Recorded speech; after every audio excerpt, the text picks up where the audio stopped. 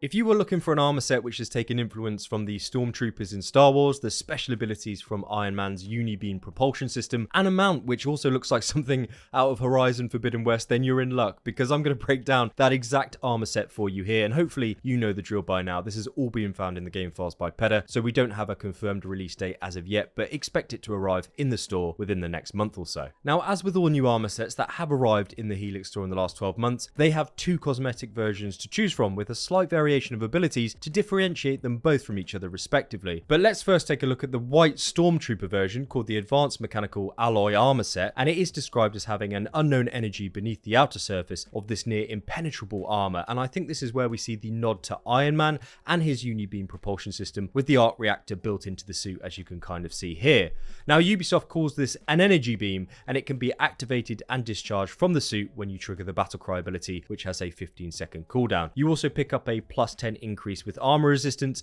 and a plus 15 range resistance buff when you equip the full set. And as for the Unibeam itself, it's pretty hard to control from what Pedder has told me. It's also noted as performing an area of effect blast where enemies succumb to fire damage if they don't die outright from the beam itself. And as you can see here, Pedder slightly aims off center and misses the target, so there is a narrow margin of error if you do want this ability to be effective in combat. Now, as for the white suit in total, its description is purposefully ambiguous in an attempt to not lock down any main genre or reference it's based upon, as I think the helmet does have Stormtrooper influences running right through it, and arguably you could say it does look like a white Predator helmet from the films as well. Now, the Advanced Mechanical Copper version is most certainly a nod to Iron Man, I think, with that red and gold colouring flowing throughout the suit, as well as that clear blue arc reactor in the middle of the armor set itself as well, and I think that's good enough for me as a reference there. The only thing that changes here in terms of stats is the plus 15 range resistance from the Stormtrooper suit being switched out for the plus 15 melee resistance, which is certainly nothing to shout home about, with the Unibeam operating no differently to that of the previous suit. Now, I won't be picking this up personally, but I can certainly understand the appeal if you would.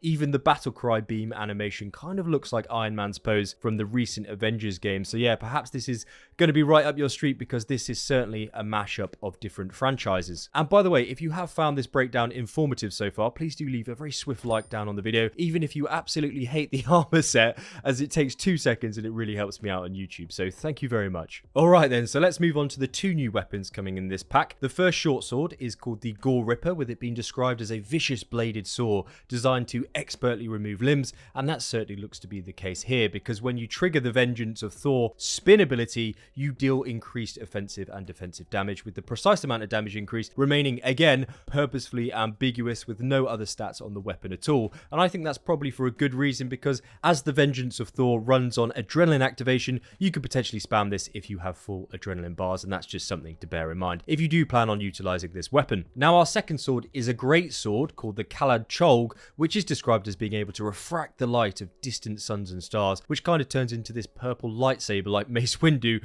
when you've got the white Stormtrooper outfit equipped, whereas it remains gold for the Iron Man alternative. You can activate this glow effect after launching a target with the Kick of Tear ability, which increases your attack by plus 15, your speed by plus 8, with a plus 15 crit chance and critical damage increase for 20 seconds. Now, after the lightsaber buff drops off, you've then got to wait 20 seconds before you can actually activate it again with that Kick of Tear ability. Now, this pack also comes with the XHT-2249 mount, which, as Nika and Jabak and Donut mentioned to me in our Discord, very much seems to be a mashup between a Ravager, Watcher and Borrower machine from the Horizon Zero Dawn and Forbidden West series, and I can certainly see the resemblance and influence on this design here. The VX-04 Mechanical Raven could also be seen as another nod to Horizon, as it does look like something that's flown straight out of a cauldron, and I think you're either going to like this futuristic cyberpunk aesthetic or you're just not. And speaking of which, we also have a new Longship, which I initially thought was just another Isu ship scheme, but upon closer inspection, it is indeed part of this set and follows the same intrinsic design. But it doesn't stop there though, because we have a new weapon pack to go over very soon, so if you want to know what that's all about, make sure you do subscribe if you haven't done so already, so you can be the first to know what new stuff is coming to this game. Big thanks to Pedder, Nika, Jabak and Donut and Voynich for their work behind the scenes in this video,